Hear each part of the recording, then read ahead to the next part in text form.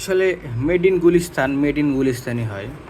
এই ফোন কভারটা গুলিস্তান থেকে কিনছিলাম, ঠিক আছে। তো আমার একটা ছিল যে আমি সিলিকন কভার কিনবো, এই যে এখানে লেখাও আছে সিলিকন কেস, ঠিক আছে। তো যে দেখছিলাম 350 টাকার মতো ছিল। তা গুলিস্তানে গিয়েছিলাম বন্ধুদের ফোনের চার্জার ইয়ে কিনতে।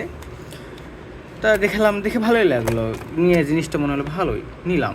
এখানে তখন নেওয়ার পরে কয়েক মাস ইউজ নিছি, কোন মাসে, জানুয়ারিতে। এই যে এখন হচ্ছে মে মাস, আজকে হচ্ছে কয় তারিখ, 26 তারিখ। এই যে এগুলা উঠে, এখানে গুগলের লোগো ছিল, উঠে গেছে।